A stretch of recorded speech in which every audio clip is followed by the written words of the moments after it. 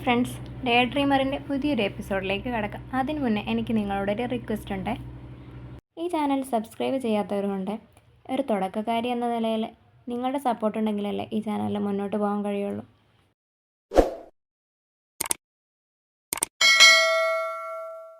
സനയം നല്ല ഉറക്കത്തിലാണ്. അവൾ ഉണരുമ്പോൾ കാണുന്നത് ലൈലയുടെ മുഖമായിരിക്കും. നീ എന്താ ഈ രാവിലെ തന്നെ പേടിപ്പിക്കുന്നേ, ഒന്ന് എണീച്ച് പോയെന്ന് പറയുമ്പോൾ ലൈല പറയും, നീ എന്താടി ചെയ്തു വെക്കുന്നേ, 2 ദിവസം കൊണ്ട് നീ എങ്ങനെയാണ് ജാനിനെ ഇമ്പ്രസ് ചെയ്തേ, നീ ഇന്നലെ എങ്ങോട്ടാണ് അവൻ്റെ കൂടെ പോയെന്നൊക്കെ ചോദിക്കുമ്പോൾ അതൊന്നും എനിക്ക് നിന്നെ ബോധിപ്പിക്കേണ്ട ആവശ്യമില്ല എന്ന് പറഞ്ഞിട്ട് സനയം ഒഴിഞ്ഞു മാറുകയാണ്. അങ്ങനെ നമ്മുടെ ഉസ്മാനെ കാണിക്കും.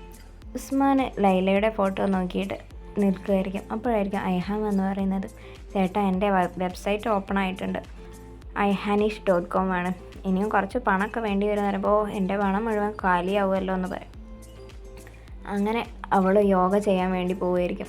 അപ്പോൾ അവൻ വീണ്ടും ലൈലയുടെ ഫോട്ടോ എടുത്തിട്ട് അങ്ങനെ നോക്കി നിൽക്കും. സനയം ഐഹാൻ്റെ അടുത്ത് പോയി നിൽക്കുമ്പോൾ, നീ എന്തായി ചെയ്യുന്നതെന്ന് ചോദിക്കും. ചേച്ചി, ഞാൻ യോഗയാണ് ചെയ്യുന്നത്. അല്ല ചേച്ചി എന്താ ഇത്ര രാവിലെ തന്നെ എന്ന് ചോദിക്കുമ്പോൾ, ഞാൻ എന്നും ചേച്ചിയോട് വഴക്ക് കൂടിയിട്ടല്ലേ ഇവിടെ വരാറ്, അതേമാതിരി ഇന്ന് അവളോട് വഴക്ക് കൂടിയിട്ട് തന്നെയാണ് വന്നത്, ഓരോന്ന് പറഞ്ഞ് എന്നെ ശല്യം ചെയ്യുവാണെന്ന് പറയും. ചേച്ചിയുടെ കമ്പനിയിൽ ആരെയും എന്നെ പരിചയപ്പെടുത്തിയില്ലല്ലോ, എല്ലാവരും ഒന്ന് പരിചയപ്പെടുത്തിയെത്താന്ന് പറയുമ്പോൾ സനയം ഓരോരുത്തരായി പരിചയപ്പെടുത്തി കൊടുക്കും. അതിൽ ഐഹാൻ്റെ കണ്ണ് നിൽക്കുന്നത് ജാനിലായിരിക്കും. ഇയാൾ എന്തൊരു സുന്ദരനാണ്, അയാളുടെ ബോഡിയൊക്കെ ശരിക്കുള്ളതാണോ അല്ലെങ്കിൽ എന്തെങ്കിലും ഫോട്ടോഷോപ്പ് ചെയ്തതായിരിക്കും, എനിക്കും അങ്ങനെയൊക്കെയാണ് തോന്നുന്നത്, പക്ഷേ അയാളുടെ സ്വഭാവം അത്ര നല്ലതൊന്നുമല്ല എന്ന് സനയം പറയും. ആലിൻ ജാനിൻ്റെ അടിച്ചു മാറ്റിയ പ്രൊജക്റ്റിനെ കുറിച്ച് ആ കമ്പനിക്ക് പരിചയപ്പെടുത്തുകയാണ്. അവർക്ക് കുഴപ്പമില്ല, ഓക്കെ ആണ് എന്ന് പറയും. പക്ഷേ നിങ്ങൾ കുറച്ചുകൂടെ ടൈം എടുക്കും, ബാക്കിയുള്ള കമ്പനിയിലെ പ്രൊജക്റ്റൊക്കെ ഒന്ന് ഞങ്ങൾ നോക്കട്ടെ, എന്നിട്ട് ഞങ്ങൾ വിളിക്കാമെന്ന് പറഞ്ഞ് അയലിനെ അവിടെ നിന്ന് പറഞ്ഞേക്കാം. ജാനിൻ്റെ വരവ് കാണുമ്പോൾ തന്നെ അയലിൻ്റെ ദേഷ്യം വരും. അങ്ങനെ ഡയറിനോട് ജാൻ പറയും, ഇന്നലെ നമ്മൾ കണ്ടുവച്ച പ്രൊജക്റ്റ് അല്ല, വേറെ ഒരു പുതിയ പ്രൊജക്റ്റാണെന്ന് പറഞ്ഞിട്ട് അവനുള്ളിലേക്ക് പോകും. അപ്പോൾ തന്നെ അയലിന് എംറയെ വിളിച്ചിട്ട് ഒരുപാട് ദേഷ്യപ്പെടും. ഇന്നലെ അവൻ പറഞ്ഞ പ്രൊജക്റ്റൊന്നുമല്ല ഇന്ന് അവൻ കൊടുക്കാൻ പോകുന്നത്, അവൻ നമ്മളെ ചതിച്ചതാണ്, ഇനി എല്ലാം നിങ്ങൾ അനുഭവിക്കേണ്ടി വരുമെന്ന് പറഞ്ഞിട്ട് ഒരുപാട് ചീത്ത പറഞ്ഞ് ഫോം വെക്കും. ജാൻ അവൻ്റെ പ്രൊജക്റ്റ് പരിചയപ്പെടുത്താണ്. ആ കമ്പനിക്കാർ ആ പ്രൊജക്റ്റിനെ ഒരുപാട് കേട്ട് വല്ലാണ്ടങ്ങ് ഇമ്പ്രസ് ആവും. സനത്തിൻ്റെ അമ്മ, അതായത് മെക്യുബെ, വീട്ടിലൊരു പാർട്ടി നടത്തുകയാണെന്ന് പറഞ്ഞ് അവരുടെ കടയിൽ തന്നെ പോയി കുറച്ച് സാധനങ്ങളൊക്കെ വാങ്ങും. അപ്പോഴാണ് മുസാഫിറും അവൻ്റെ അമ്മ ഐസൂണൊക്കെ അതിലെ പോകുന്നത്. ജാൻ പ്രൊജക്റ്റൊക്കെ കഴിഞ്ഞ് കമ്പനിയിലേക്ക് വരികയാണ്. ജെയും സനയമും ഗുലീസും എല്ലാവരും അവിടെ തന്നെ കാത്തു നിൽക്കുന്നുണ്ട്.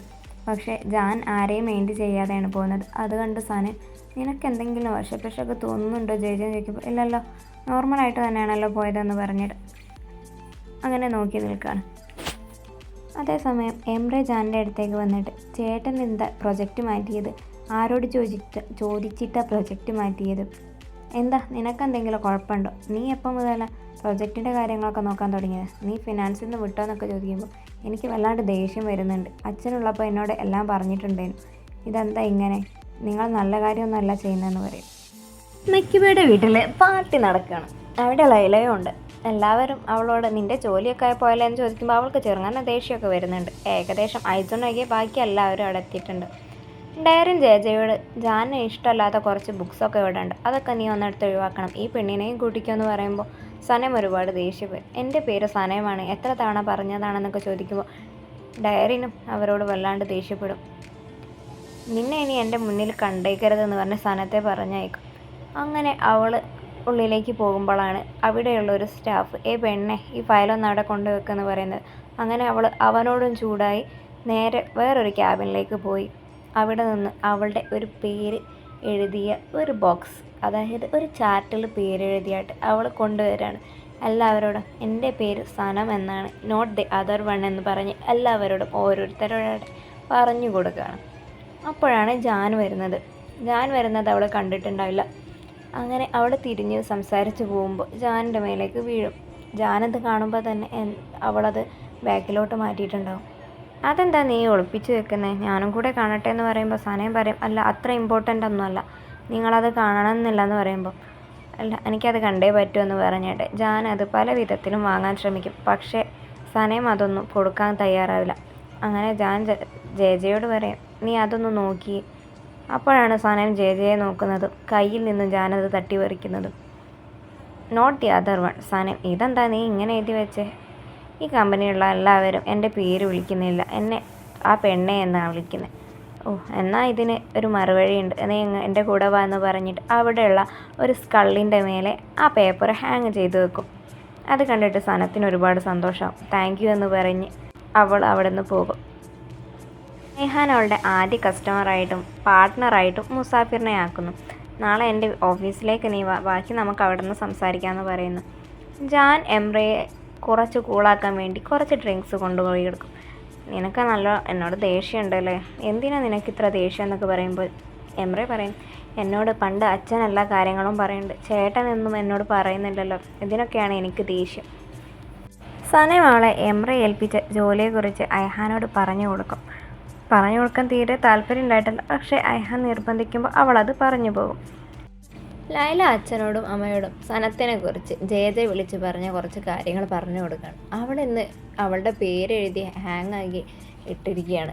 ജയജ എന്നെ വിളിച്ച് എന്തൊക്കെയാണ് പറയുന്നത് അറിയോ, എന്തായാലും ഇന്ന് അവൾ വന്നിട്ട് നല്ലത് പറഞ്ഞു കൊടുക്കണമെന്ന് പറയും. അങ്ങനെ ജാനിനെ പോളം വിളിക്കുകയാണ്. ഞാൻ എംറയോട് പറയും, അവൾ എന്നെ ഇപ്പോൾ വല്ലാണ്ട് നിർബന്ധിക്കുന്നുണ്ട് ഞങ്ങളുടെ റിലേഷൻ ഒന്ന് സ്ട്രോങ് ആക്കാൻ വേണ്ടിയിട്ട്. അപ്പോൾ ചേട്ടന് ആകെ 2-3 തവണയല്ലേ കാണില്ല, നിങ്ങൾക്ക് ഒരു പ്ലാനിങ്ങും ഇല്ല എന്ന് ചോദിക്കുമ്പോൾ ഇത് എങ്ങനെയാവുമെന്ന് എനിക്കൊരു ഉറപ്പുമില്ല, കാരണം ഞങ്ങൾ വർഷത്തിൽ 2-3 തവണയേ കാണലുള്ളൂ, അത്ര സ്ട്രോങ് ആയിട്ടുള്ള ബന്ധമൊന്നുമല്ല എന്ന് പറയും. പിറ്റേന്ന് ജാൻ ഓഫീസിലെത്തിയിട്ട് അവർക്ക് ആ ഓഫർ കിട്ടുമോ ഇല്ലേ എന്നുള്ള ആലോചനയിലാണ്. പെട്ടെന്ന് തന്നെ ഗുലീസിനൊരു കോൾ വരും. അങ്ങനെ അവൾ കുറച്ച് നേരം സംസാരിച്ച് കഴിയുമ്പോൾ നമുക്ക് ആ ഓഫർ കിട്ടി, ആ ആഡ് ഇനി നമുക്ക് തന്നെയാണെന്ന് പറഞ്ഞിട്ട് അവരെല്ലാവരും പാടെ സന്തോഷിച്ച് തുള്ളുന്നു. ആ ഒരു സന്തോഷത്തിൽ ജാൻ എല്ലാവർക്കും പാർട്ടി കൊടുക്കും. പക്ഷേ എംറയ്ക്ക് ഇത് വല്ലാണ്ട് ഇഷ്ടമല്ല. പോരാത്തത് സനയും കൂടെ ജാനിന് കൺഗ്രാറ്റ്സ് പറയുമ്പോൾ അവന് ദേഷ്യം വരും. ഇന്നെന്തായാലും പാർട്ടിക്ക് എല്ലാവരും വരണം എന്ന് പറഞ്ഞിട്ട് ജാൻ അവിടെ നിന്ന് അവൻ്റെ ക്യാബിനിലേക്ക് പോവുകയാണ്. ഇതെന്താ ഒരു ഓഫർ കിട്ടിയതിന് ഇത്രയൊക്കെ സന്തോഷിക്കാനും പാർട്ടി തരാനും മാത്രമേ ഉള്ളത് ചോദിക്കുമ്പോൾ ജയ പറയും, ജാനുള്ളത് കൊണ്ടാണ് നമുക്ക് ഇത് കിട്ടിയത്, അല്ലാന്നുണ്ടെങ്കിൽ ഒരു ചാൻസും ഇല്ല, ജാൻ അതിനു മാത്രം കഷ്ടപ്പെട്ടിട്ടുണ്ട്, അതുകൊണ്ടാണ് നമുക്ക് ഈ ഒരു ഓഫർ കിട്ടിയെന്ന് പറയുമ്പോൾ ജാനിനോടുള്ള അവളുടെ മതിപ്പൊന്ന് കൂടും. അതായത് അവന് ദുഷ്ടനാണെന്നുള്ളതിൽ നിന്നൊക്കെ ആൾ കുഴപ്പമില്ല, ഒരു പാവൊക്കെയാണെന്നുള്ള ഒരു ഭാവം തോന്നും. നേരെ എംറയെ വിളിച്ചിട്ട്, നീ ഇപ്പോൾ പാർട്ടി ആഘോഷിക്കായിരിക്കുമല്ലേ, നിൻ്റെ ഏട്ടൻ എന്നെ ചതിച്ചതാണ്, എനിക്ക് കിട്ടേണ്ട പ്രൊജക്റ്റായിരുന്നു, അവൻ ചതിച്ചതാണ്, നിങ്ങളിതിന് എന്തായാലും ഖേദിക്കുമെന്ന് പറയും. അങ്ങനെ എംറെ ദേഷ്യം പിടിച്ച് ഫോൺ കട്ട് ചെയ്യും. ഡയറിൻ ജാനോട് നമുക്ക് നമ്മുടെ പ്രൊജക്റ്റിനെ കുറിച്ചൊന്ന് സംസാരിച്ചാലോ, അതിൻ്റെ കുറച്ച് ഡീറ്റെയിൽസ് എനിക്ക് ഷെയർ ചെയ്യാനൊക്കെ ഉണ്ട്. ഓ, നിനക്ക് കുഴപ്പമില്ല എന്നുണ്ടെങ്കിൽ ഞാൻ നിന്നെ അതിന് ഹെൽപ്പ് ചെയ്യാം, നമുക്ക് നാളെ അതിൻ്റെ വർക്കൊക്കെ സ്റ്റാർട്ട് ചെയ്യാമെന്ന് പറയുന്നു.